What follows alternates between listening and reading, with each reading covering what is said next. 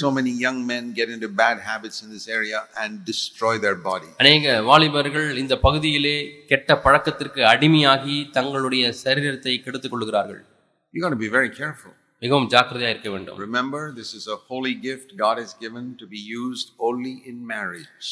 இந்த செக்ஸ் என்பது புனிதமான தேவனுடைய வரம், திருமணம் என்ற அந்த வரம்புக்குள்ளாக மட்டுமே பயன்படுத்த வேண்டும். It's a very good thing in marriage. திருமணத்துக்குள்ளாக இந்த செக்ஸ் என்பது புனிதமான காரியம். Very bad thing outside of marriage. திருமணத்திற்கு வெளியே இந்த செக்ஸ் என்பது அது தீமையான காரியம். So you must be very careful when you're young. ஆகவே வாலிபர்களாக இருக்கும் பொழுது மிகுந்த கவனமுள்ளவர்களாக இருக்க வேண்டும். Because you know, once you're 14, 15 years old, you find an attraction towards the opposite sex. 14 வயசு ஆயிடுச்சா, நீங்க பெண்கள் பிள்ளைகளை பார்க்கும்போது, அல்லது பெண் பிள்ளைகள் ஆண்களை பார்க்கும்போது உங்களுக்குலாம் ஒரு ஈர்ப்பு, ஒரு கவர்ச்சி ஏற்படுகிறது. That is natural. அது இயற்கையாக உள்ள ஒரு கவர்ச்சி. If you studied physics, you've seen a magnet with north pole and south pole. They attract each other. Physics பாடத்தை, பௌதிக பாடத்தை நீங்கள் படித்திருந்தால் அங்கே தென் துருவம் வட துருவம் அந்த காந்தத்தை கொண்டு போனால் அவைகள் ஒன்றை ஒன்று ஈர்க்கிறது. I remember when I used to be in the physics lab in school. நான் பள்ளியிலே படித்துக் கொண்டிருந்தேன். அப்பொழுது இந்த பிசிக்ஸ் லேபுக்கு போவேன். I used to take these two magnets. நான் 2 காந்தத்தை எடுத்துக்கொண்டு போவேன். And I'd see how close can I bring it without making it touch. 2 காந்தத்தையும் எவ்வளவு நெருக்கமாய் கொண்டு போக முடியும், ஆனால் அது ஒன்றை ஒன்று தொட்டு விடக்கூடாது, அவ்வளவு நெருக்கமாய் கொண்டு போவேன். I want to keep it from touching, very close. அது ரெண்டையும் கிட்ட கொண்டு போவேன், ஆனால் தொட விட மாட்டேன். அவ்வளவு கிட்ட அருகாமல் பண்ணுவேன். Every time it would suddenly touch. ஒவ்வொரு முறையும் பார்த்தால் தொட்டு விடும், அதை இழுத்து விடும். It's very difficult to keep it like that for some time. இந்த 2 காந்தங்களையும் வெறும் அருகாமையிலே தொடாமல் வைத்திருப்பது ரொம்ப கஷ்டம். If you relax for a moment, it touches. கொஞ்சம் அப்படியே எங்கேயே பார்த்துட்டீங்கன்னா தொட்டுரும், இழுத்து விடும். Man and woman are like that. ஒரு ஆணும் பெண்ணும் அப்படித்தான் இருக்கிறார்கள். You got to be very careful. மிகவும் கவனமாக இருக்க வேண்டும். If you keep those magnets at a distance, கொஞ்சம் தூரத்துல இந்த 2 காந்தத்தை வச்சிட்டீங்கன்னா no danger. அதுல ஆபத்தே இல்லை. You can hold it for years like that. மனித வருஷக்கணக்காக 2 காந்தங்களை இப்படி பிடித்துக் கொண்டே இருக்கலாம். But if you keep it very close, ஆனால் ரெண்டையும் நெருக்கமாய் வைக்கும் பொழுது you can't even hold it there for a few seconds. ஒரு சில வினாடிகள் கூட அப்படி நெருக்கமாக நீங்கள் வைத்துக்கொண்டு பிடித்துக் கொண்டிருக்க முடியாது. That is a parable. இது ஒரு உவமையாய் உங்களுக்கு சொல்கிறேன். That when you're young, be very careful that you don't get too close to somebody of the opposite sex. வாலிபனா இருக்கும் பொழுது எந்த வாலிப பெண்ணோடு கூட நெருக்கமாய் போய்விட வேண்டாம், நெருக்கமாய் பழகிவிட வேண்டாம். You may say, I have self-control. எனக்கு இச்சையடக்கம் இருக்கிறது பிரதர் என்று சொல்ல வேண்டாம். Yeah, I really wanted to keep those magnets apart, but I couldn't do it. உண்மையாலுமே நானும் கூட இந்த 2 காந்தங்களையும் தொடாமல் நெருக்கமாய் வைத்திருக்க முயற்சி செய்ய முடியவில்லை. However much self-control you have, you will sin. I'll tell you that. நான் உங்களுக்கு ஒன்று சொல்லட்டுமா, எவ்வளவுதான் நீங்கள் சுய கட்டுப்பாடு மைண்ட் கண்ட்ரோல்லாம் இருந்தாலும் கூட நீங்கள் நெருக்கமாய் போகும்பொழுது தொட்டு விடுவீர்கள். If you keep a little distance, even for years, you will not sin. ஆனால் கொஞ்சம் இடைவெளியை நீங்கள் விட்டிருந்தால் எவ்வளவு ஆண்டுகள் ஆனாலும் நீங்கள் பாவம் செய்ய மாட்டீர்கள். When you go to a computer, ஒரு கம்ப்யூட்டருக்கு போகிறீர்கள், there are sites that tempt you. Come and see here. இங்கே வந்து பாருங்கள், இங்கே வந்து பாருங்கள் என்று சொல்லி ஆபாசமான கவர்ச்சியான சில படங்கள் இருக்கிறது. And it's just a site, and if you click there, you will go to some dirty pictures. அது ஒரு இணையதளம் தான். அதை ஒரு மவுஸ்லே ஒரு கிளிக் டக் என்று பண்ணினால் அது அந்த அசுத்தமான காட்சிகளை கொண்டு வரக்கூடிய படத்துக்கு இணையதளத்துக்கு போய் உங்களை கொண்டு போய்விடும். It will usually be some, I've never been there, but I presume it must be some thing to stimulate your sexual drive. நான் அப்படிப்பட்ட இணையதளங்களை பார்த்ததில்லை, போனதில்லை. ஆனால் என்னால் உணர முடிகிறது எப்படி இருக்கும் என்று சொல்லி. ஆனால் அது வழக்கமாக உங்களுடைய பாலிய இச்சையை தூண்டக்கூடிய படமாக இருக்கும். In all my life, I have never gone to one of those sites. என்னுடைய வாழ்க்கை முழுவதுமாக அப்படிப்பட்ட ஒரு தளத்திற்கு கூட நான் சென்றதே இல்லை. I'll tell you why. ஏன் என்று சொல்கிறேன். Because once I get some dirt into my mind, it is very difficult to get it out. அசுத்தமான அந்த காட்சிகள் ஒரு முறை மனதிற்குள்ளே போய்விட்டால் அதை வெளியே எடுப்பது என்பது கூடாத காரியம். If you get dirt on your hands, you can wash it away.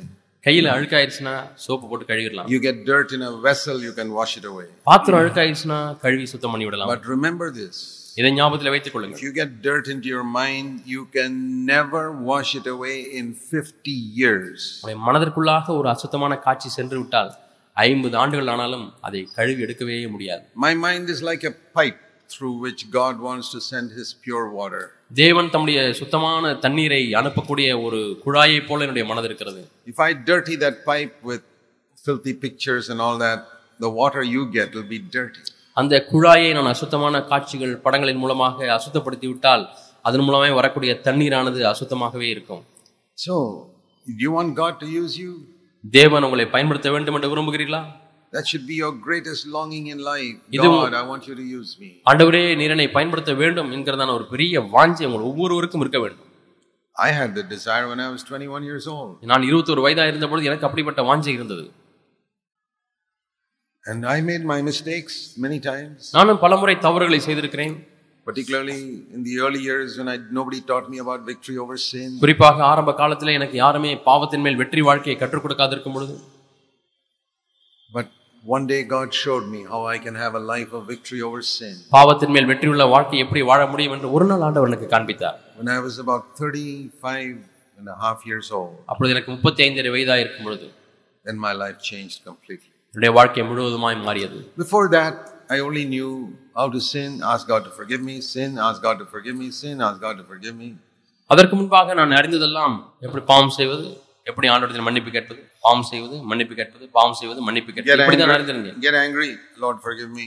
கோபப்படுவது, பின்னர் ஆண்டவரே மன்னியுங்கள் என்று கேட்பது. Or do some other thing, you lust with the eyes, Lord forgive me. கண்களினால் இச்சிப்பது, ஆண்டவரே மன்னியும் என்று கேட்பது. Or tell a lie, Lord forgive me. பொய் சொல்லி விடுவது, ஆண்டவரே என்னை மன்னியும் என்று கேட்பது. We all have done that. நாம் எல்லாரும் அதை செய்திருக்கிறோம். But there is a better life. ஆனால் இதை காட்டிலும் மேன்மையான ஒரு வாழ்க்கை உண்டு. Where I finish with all that. நான் இவையெல்லாம் முடித்து கட்டுகிறேன். By the power of the Holy Spirit I can keep my heart pure. பரிசுத்த ஆவியானவருடைய வல்லமையினாலே என்னுடைய உள்ளத்தை தூய்மையாய் காத்துக் கொள்கிறேன். See, purity is like health. தூய்மை பரிசுத்தம் என்பது ஆரோக்கியத்தை போல. How many of you like to be sick? உங்களில் எத்தனை பேர் வியாதியாகவே இருக்க விரும்புகிறீர்கள்? Even small sickness. சின்ன வியாதி உனக்கு வேண்டுமா? How many of you like to have a headache? உங்கள் எத்தனை பேருக்கு தலைவலி எப்போதும் இருக்கட்டும் என்று எண்ணுகிறீர்கள்? Not every day. ஒவ்வொரு நாளும் அல்ல. Can you say I like to have headache at least once a month? மாசம் ஒரு முறையாவது எனக்கு தலைவலி வரணும்னு நான் விருப்பப்படுறேன் அப்படின்னு சொல்றவங்க இருக்கீங்களா? I don't want to have a headache even once a year. வருஷத்துல ஒரு நாளைக்கு கூட எனக்கு தலைவலி வரக்கூடாதுன்னு நான் நினைக்கிறேன். I don't want to have a stomach ache even once in my life. வாழ்க்கையில ஒரு நாள் கூட எனக்கு வயிற்று வலியே வரக்கூடாது என்று தான் நான் நினைக்கிறேன். Who likes sickness? Nobody. யார் வியாதியை விரும்புகிறார்கள்? யாருமே விரும்புவதில்லை. Do you know that sin is worse than sickness? பாவம் என்பது வியாதியை காட்டிலும் கொடியது என்று உங்களுக்கு தெரியுமா? So in the sexual area we have to be very careful. ஆகவே பாலியல் பகுதியிலே நாம் மிகவும் ஜாக்கிரதையா இருக்க வேண்டும். All those dirty pictures of women they have there. அங்கே இருக்கக்கூடிய பெண்களை ஆபாசமாய் சித்தரிக்கக்கூடிய காட்சிகள். Just think. எண்ணி பாருங்கள். That is your sister. அது உங்களுடைய தங்கையா இருந்தால். Would you like your sister to take off her clothes and stand like that? உங்களுடைய தங்கை தன்னுடைய ஆடைகள் எல்லாம் கழற்றி ஆபாசமாய் நிர்வாணமாய் நிற்பதை நீங்கள் பார்ப்பீர்களா? விரும்புவீர்களா? Would you like your mother to stand like that? உங்களுடைய தாய் அப்படி நிற்பதை நீங்கள் விரும்புவீர்களா? If you don't want your sister to stand like that, உன்னுடைய தங்கை அப்படி நிற்பதை நீ விரும்பவில்லை என்றால், remember that person is somebody's sister. நீ ஞாபகத்தில் வைத்துக்கொள்ள, அங்கே ஆபாசமாய் காட்சியளிக்கக்கூடிய அந்த பெண், அது அரை நிர்வாணமாய் காட்சியளிக்கக்கூடிய பெண் வேறு யாருடைய ஒரு சகோதரி. If you are a Christian, நீ ஒரு கிறிஸ்தவனா இருந்தால், say, Lord, I don't want anybody's sister or daughter to stand like that. ஆண்டவரே, யாருடைய தங்கையோ மகளோ அப்படி அரை நிர்வாணமாய் நிற்பதை நான் விரும்பவில்லை ஆண்டவரே. I don't want my sister or daughter to stand like that. என்னுடைய தங்கையோ என்னுடைய மகளோ அப்படி இருக்க நான் விரும்பவில்லை ஆண்டவரே. Maybe they are poor. அவர்கள் ஏழையா இருக்கலாம். They no way to get money. வேறு எந்த வழியிலையும் பணம் சம்பாதிக்க முடியவில்லை. So they are making money like that. ஆகவே அரை நிர்வாணமாய் காட்சியளிப்பது மூலமாக பணம் சம்பாதிக்கிறார்கள். If my sister is poor, I don't want her to make money like that. என்னுடைய தங்கை ஏழையா இருந்தாலும் கூட அப்ப அந்த வழியிலே பணத்தை நான் சம்பாதிக்க விரும்பவில்லை. So we must never feed the devil by going to seeing all these pictures. ஆகவே இப்படி அரை நிர்வாணமாய் காட்சியளிக்கக்கூடிய படங்களை எல்லாம் பார்த்து பிசாசுக்கு நாம் கையூட்டு கொடுக்க கூடாது. That is why these movies are also so bad. ஆகவே தான் இன்றைக்கு காணப்படுகிற எத்தனையோ சீரியல்கள் அல்லது படக்காட்சிகள், சினிமாக்கள் மோசமானதா இருக்கு. Even when you see a cricket match, sometimes in the middle they'll show you some advertisement of some woman dressed improperly. நான் கிரிக்கெட் மேட்ச் தானே பார்க்கிறேன் என்று நீங்கள் சொல்லலாம். அதிலே இடையிடையே வரக்கூடிய விளம்பரத்திலே அரை நிர்வாணமாய் தோன்றக்கூடிய பெண்களை வைத்து அவர்கள் விளம்பரம் செய்கிறார்கள். It's all right to watch a cricket match. Cricket match பார்ப்பது நல்லதுதான், சரிதான். Be careful about all those advertisements. ஆனால் அங்கே அரை நிர்வாணமாய் காட்சியளிக்கக்கூடிய விளம்பரங்களை எல்லாம் பார்க்கும்போது ஜாக்கிரதையா இருங்கள். The devil is so eager to capture your mind. உங்களுடைய மனதை எப்படியாவது ஆக்கிரமித்துக் கொள்ள வேண்டும் என்று பிசாசு மிகுந்த உஷாரா இருக்கிறான். If he gets your mind, he knows, I put some poison into his mind, now I'll destroy. உங்களுடைய மனதை அவன் ஆக்கிரமித்து விட்டால், சரி இப்பொழுது விஷத்தை போட்டு விட்டேன், இவனை கெடுத்து விடலாம் என்று சொல்கிறான். So keep your sexual desire under control. ஆகவே உங்களுடைய செக்ஸ் ஆசைகளை உங்களுடைய கட்டுக்குள்ளாக வைத்துக் கொள்ள வேண்டும். You know, many of us in India can get married only after we are 26, 27 years old. Sometimes 30 years old. இந்தியாவிலே 26, 27 அது 30 வயது ஆனால் தான் திருமணமாகிறது. Because we have to earn our living and we have to sometimes help in the home and earn enough to be able to start a house. ஏனென்றால் நாம் வேலை பார்க்க வேண்டியிருக்கிறது, வேலை பார்த்து சம்பாதிக்க வேண்டியிருக்கிறது, குடும்பத்தை கவனிக்க வேண்டியிருக்கிறது. அதற்கு பிறகுதான் நாம் திருமணம் செய்வதற்கு விடுதலையாக நாம் மாறுகிறோம். So supposing you can get married only when you're 28. 28 வயதிலே தான் உங்களுக்கு திருமணமாக போகிறது என்று வைத்துக் கொள்வோம். I once asked the Lord. நான் ஒருமுறை ஆண்டவரை பார்த்து கேட்டேன். I said, why this sexual desire starts in a boy when he's 12, 13 years old? ஆண்டவரே, ஏன் ஒரு பையனிலே 14 வயசு இருக்கும்போதே அந்த செக்ஸ் ஆசை உண்டாக்கி விடுகிறது ஆண்டவரே? Why didn't you wait till it started only when he's 26 or something? 26 வயசு இருந்து அப்ப ஆரம்பிச்சா பரவாயில்லை ஆண்டவரே, ஏன் நீர் அது வரைக்கும் காத்திருக்காமல் சிறு வயதிலேயே அந்த ஆசையை கொடுத்து விட்டீர்? Till 26 years old, all boys and girls are just like little children. 26 வயசு வரைக்கும் பையன்கள் பிள்ளைகள் எல்லாம் சின்ன பிள்ளைகளை போல அந்த செக்ஸ் ஆசையை இல்லாதபடி இருக்கிறார்கள் என்று வைத்துக் கொண்டால் that would have been wonderful. அது அற்புதமாக இருக்குமே ஆண்டவரே. Then in 26 years old or something the desire comes up and then they get married immediately. 26 வயசு ஆகும்போது செக்ஸுக்கு குறித்த ஆசை வருகிறது, உடனே திருமணம் செய்து கொள்கிறார்கள். But if they get that desire when they are 12 or 13 years old, 12-13 வயசா இருக்கும்போதே அந்த செக்ஸ் ஆசை உண்டாகி விடுகிறது. And now with all the movies I think some people get it when they are 10 years old. இப்ப இருக்கக்கூடிய சினிமா டிவில உள்ள காட்சிகள் நிமித்தமாக 10 வயசுலயே அந்த எதிர்பாளரோட கூட ஆசை வந்து விடுகிறது. They have to wait 15-20 years before they can fulfill it in marriage. திருமணத்திலே அந்த ஆசைகளை நிறைவேற்றுவதற்கு அவர்கள் 20 ஆண்டுகள் காத்திருக்க வேண்டியிருக்கிறதே. I say, Lord, why you made people struggle like this for 15 years? 15 ஆண்டுகளாக ஏன் ஆண்டவரே மக்களை போராடும்படியே விட்டு விடுகிறீர்? And this is the answer I got. எனக்கு கிடைத்த பதில் இதுதான். You know, the first time in the Bible where the word the fear of God comes. You know where it is? வேதத்திலே முதல் முறையாக தேவனுக்கு பயப்படுகிற பயம் எங்கே வருகிறது என்று உங்களுக்கு தெரியுமா? The fear of God is a phrase that comes many times in the Bible. கர்த்தருக்கு பயப்படுகிற பயம் என்ற வாசகம் பல முறை வேதங்களிலே சொல்லப்பட்டிருக்கிறது. But do you know the first time it comes in the Bible? அது முதல் முறையாக எங்கே வருகிறது என்று தெரியுமா உங்களுக்கு? I'm almost certain that most of you don't know. உங்களில் அநேகருக்கு தெரியாது என்பதை நான் நிச்சயித்திருக்கிறேன். But today you will know it. இன்றைக்கு நீங்கள் அதை அறிந்து கொள்வீர்கள். I'll show it to you. நான் உங்களுக்கு சொல்லுகிறேன். It's not in Genesis 22 where God told Abraham, now I know that you fear me. ஆதியாகமம் 22ஆம் அதிகாரத்திலே தேவன் ஆபிரகாமை பார்த்து நீ கர்த்தருக்கு பயப்படுகிறவன் என்று இப்பொழுது அறிந்திருக்கிறேன் என்று சொன்னாரே, அங்கே முதலாக அது வரவில்லை. That is where the first time God gives a certificate to a man, you fear me. நீ எனக்கு பயப்படுகிறாய் என்று கர்த்தர் மனிதனுக்கு நற்சாட்சியை கொடுக்கிறார். That is in Genesis 22 and verse 12. அது ஆதியாகமம் 22ஆம் அதிகாரம் 12ஆம் வசனத்திலே காணப்படுகிறது. When he gave up everything to God, his Isaac, when he gave Isaac, he gave everything. அவன் தேவனுக்கு எல்லாவற்றையும் கொடுத்த பிறகு ஈசாக்கை கொடுக்கும்போது எல்லாவற்றையும் கொடுத்து விட்டார். That's like giving all our desires to God and saying, Lord, I want to give it all to you. அது எதற்கு ஒப்பா இருக்கிறது? நம்முடைய ஆசைகள் எல்லாம் விருப்பத்தை எல்லாம் அவருக்கு கொடுத்து ஆண்டவரே ஒப்பு கொடுத்து விட்டேன் என்று சொல்வதா? But the phrase fear of God comes before that. ஆனால் தேவனுக்கு பயப்படுகிற பயம் என்பது அதற்கு முன்பதாக வருகிறது. That is in Genesis 20.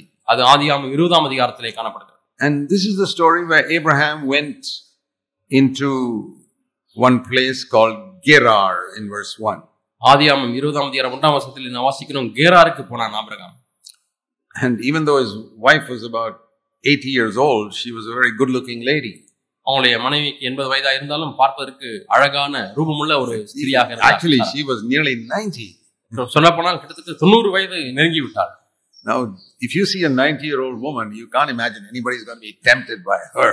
நீங்க ஒரு 90 வயசு பாட்டியை பாத்தீங்கன்னா யாராவது அந்த பாட்டி மூலமா கவரப்படுவார்களா, சோதிக்கப்படுவார்களா என்று உங்களுக்கு தெரியும்.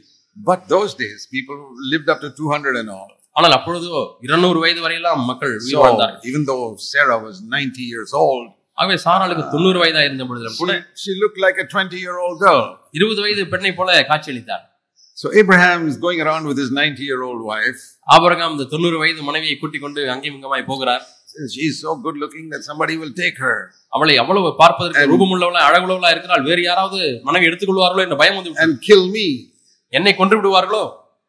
So Abraham did a very selfish thing. ஆகவே ஆபிரகாம் ஒரு சுயநலமான ஒரு காரியத்தை செய்தார். He said, if I say she is my wife, they'll kill me and take her. இவள் என்னுடைய மனைவி என்று சொன்னால் என்னை கொன்று விட்டு இவளை எடுத்துக்கொள்வார்கள். So I'll say she is my sister. ஆகவே இவள் என்னுடைய தங்கை என்று சொல்லுகிறேன். Was he so stupid? If you say a sister, nobody will take her. They'll say, then we can definitely take her. தங்கை என்று சொன்னால் எடுத்துக்கொள்ள மாட்டார்களா? கண்டிப்பாக எடுத்துக்கொள்ளலாம் என்று சொல்வார்கள். But he thought my life will be spared. ஆனால் அவன் என்ன நினைத்தான், என்னை கொள்ள மாட்டார்கள். How selfish a husband can be. பாத்தீங்களா, ஒரு புருஷன் எவ்வளவு சுயநலமுடையவனா இருக்க முடியும்? Never mind if they take her and rape her, let my life be spared. அவளை எடுத்துக்கொண்டு கற்பழித்தால் என்ன பரவாயில்லை, என்னுடைய ஜீவன் காப்பாற்றப்பட்டால் போதும். He's a great man of God. Abraham, he also makes some stupid mistakes. Abraham மிகப்பெரிய தேவனுடைய மனிதர், அவரும் கூட புத்திரமான சில தவறுகளை செய்கிறார். So what happened? He went there. என்ன நடந்தது? அவர் அங்கே போகிறார். He said in verse 2, she's my sister. அவர் இரண்டாம் வசனத்திலே என்னுடைய சகோதரி என்று சொல்கிறார். So Abimelech said, your sister, I can take her as my wife. Abimelech கூட உன்னுடைய சகோதரி தானா, சரி நான் என்னுடைய மனைவியை எடுத்துக்கொள்கிறேன் என்று சொல்லி கூட்டிக் கொண்டு போய் விட்டான். But you know, I like verse 3 where it says God cared for his servant even when he made a mistake. தன்னுடைய ஊழியக்காரன் தவறு செய்யும் பொழுது கூட தேவன் அவனுக்காய் கரிசனைப்படுகிறவராய் இருக்கிறார். Because Abraham had already made some wonderful choices in his life for God. ஏற்கனவே தேவனுக்கென்று பல அற்புதமான தீர்மானங்களை ஆபிரகாம் செய்து விட்டார். He had left his country, he had left his relatives, he had done so many things for the Lord. தேசத்தை தேவனுக்காக விட்டு விட்டார், தன்னுடைய உறவினர்களை தேவனுக்காக விட்டு விட்டார். He never fought with Lot for property. லோத்தினிடத்திலே சொத்துக்காக சண்டை போடவில்லை. But he made one mistake. ஒரு தவறை செய்தார். You know, God understands. தேவன் விளங்கிக் கொள்கிறார். If you've given up everything for God, you make one mistake, நீ தேவனுக்காக எல்லாவற்றையும் விட்டு விட்டாலும் ஒரு தவறு செய்யும் பொழுது God will still stand by you. உன்னோடு கூட தேவன் நிற்பார். He stood by Abraham. Abraham பக்கமாக God came in a dream to Abimelech that night. அந்த நாள் இரவிலே அபிமெலேக்குக்கு ஒரு சொப்பனம் வந்தது. தேவன் சொப்பனத்தை கொடுத்தார். And said, you have taken somebody else's wife, return her.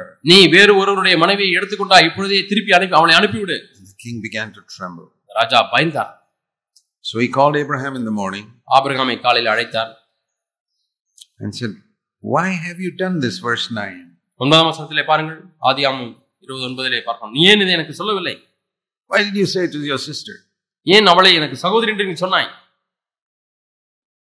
And Abraham says, Abraham சொன்னார், because I thought, verse 11, there is no fear of God in this place and they'll kill me because of my wife. இவ்விடத்திலே தெய்வ பயம் இல்லை என்றும் என் மனைவி நிமித்தம் என்னை கொன்று போடுவார்கள் என்றும் நான் நினைத்தேன். Why would they 16ஆம் வசனத்தில் சொல்றார். Why would they kill him? ஏன் ஆபிரகாமை கொன்று விடுவார்கள்? Because they wanted to have sex with his wife. அவருடைய மனைவியினிடத்திலே அவர்கள் செக்ஸ் வைத்துக் கொள்ள வேண்டும், பாலுறவு வைத்துக் கொள்ள வேண்டும் என்று எண்ணினார்கள். So notice the first time the phrase fear of God comes in the Bible is in relation to sexual sin. ஆகவே வேதத்திலே முதலாக தெய்வ பயம் என்று எங்கே வருகிறது என்று பார்த்தீர்களா? பாலுறவு பாவம் சம்பந்தமான இடத்திலே first time in the Bible வேதத்திலே முதல் முறையாக வருகிறது. Fear of God is connected with sexual sin. தேவ பயம் என்பது பாலுறவு பாவத்தோடு கூட தொடர்புடையதா இருக்கிறது. They will kill me. அவளை என்னை கொன்று விடுவார்களோ? So that they can have sex with my wife. மனைவியினிடத்திலே அவர்கள் பாலுறவு கொண்டு விடுவார்களோ? Why? ஏன்? Because they have no fear of God. ஏனென்றால் அவர்களுக்கு தெய்வ பயம் இல்லை. And that's what the Lord told me. அதைத்தான் தேவன் எனக்கு சொன்னார். Through sexual desire, I test people to see whether they fear me or not. பாலுறவு ஆசையின் மூலமாக ஒரு மனிதன் எனக்கு பயப்படுகிறானா இல்லையா என்பதை நான் கண்டுபிடிக்கும்படியாக வைத்திருக்கிறேன் என்று சொன்னார். Because almost all people commit their sexual sins in darkness. கிட்டத்தட்ட எல்லாருமே பாலுறவு சம்பந்தமான பாவங்களை இருளிலே நடப்பிக்கிறார்கள். In private where nobody can see. யாருமே பார்க்காத அந்தரங்கத்திலே அவைகள் நடப்பிக்கிறார்கள். In the thoughts, உங்கள் எண்ணங்களிலே, or in some private rooms, அல்லது யாரும் இல்லாத ஒரு அறைக்குள்ளாக. That's where almost everybody commits sexual sin. கிட்டத்தட்ட எல்லாருமே பாலுறவு சம்பந்தமான பாவங்களை அப்படிதான் செய்கிறார்கள். And in that room it will be just the man and the woman. அந்த அறைக்குள்ளாக அந்த மனிதனும் மனுஷியும் தனியாக இருக்கிறார்கள். Sometimes they commit sexual sin alone also. சில சமயத்திலே தன்னந்தனியாகவே பாலுறவு சம்பந்தமான பாவங்களில் ஈடுபடுகிறார்கள். Nobody else is in the room. அந்த அறையில யாருமே இல்லை. Except யாரை தவிர? God. தேவனை தவிர. God is everywhere. தேவன் எல்லா இடத்திலும் இருக்கிறார்.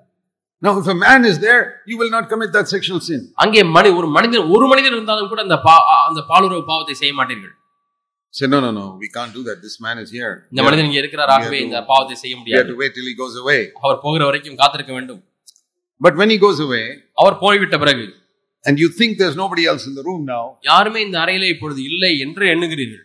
But God is there. ஆனால் அந்த ரூமிலே தேவன் இருக்கிறார். And he's watching everything. அவர் ஒவ்வொன்றையும் கவனித்துக் கொண்டே இருக்கிறார்.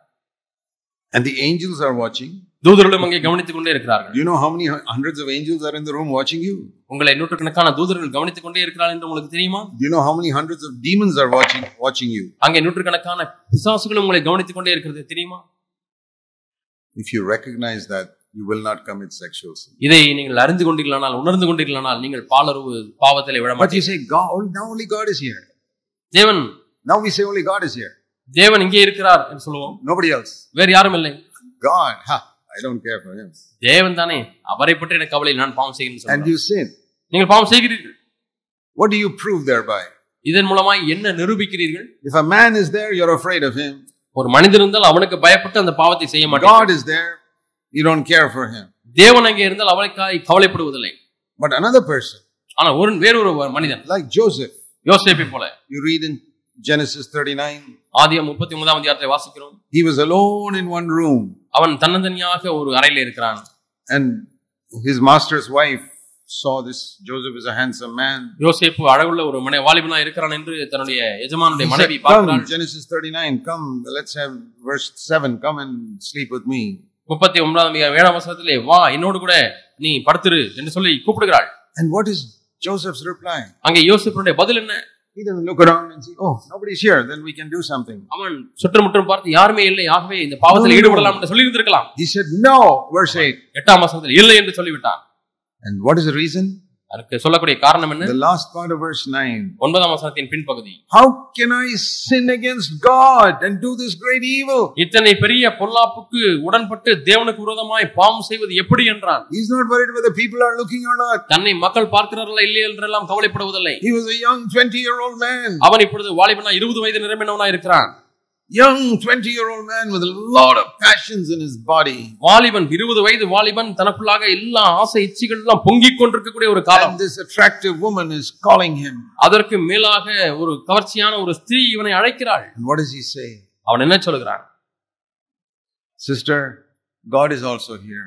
சகோதரியே, தேவனும் இங்கே இருக்கிறார். It's not only you and me in this room. இந்த அறையிலே நீயும் நானும் மட்டும் தனியாக இல்லை. You don't see this God, but I see this God here. நீ இந்த தேவனை பார்க்க முடியவில்லை, நான் இந்த தேவனை பார்க்கிறேன். I see this God standing between me and you. உனக்கும் எனக்கும் இடையாக இந்த தேவன் இருக்கிறதை நான் பார்க்கிறேன். I have to push him aside and come to you. நான் அவரை தள்ளிவிட்டு தான் உன்னிடத்தில் வர வேண்டும். I cannot do that. நான் அதை செய்ய முடியாது. How can I sin against God? தேவனுக்கு விரோதமாக பாவம் செய்வது எப்படி? And it says here, இங்கே சொல்லப்பட்டிருக்கிறது, verse 10, day after day, he said, come, she said. 10 வசனத்திலே பார்த்தீர்களா, நித்தம் யோசேப்போடு இப்படி பேசிக்கொண்டே But இருந்தாள். always Joseph would say, எப்பொழுதுமே யோசேப்பு சொல்லுவார், God is here. தேவன் இங்கே இருக்கிறார். God is here. தேவன் இங்கே இருக்கிறார். God is here.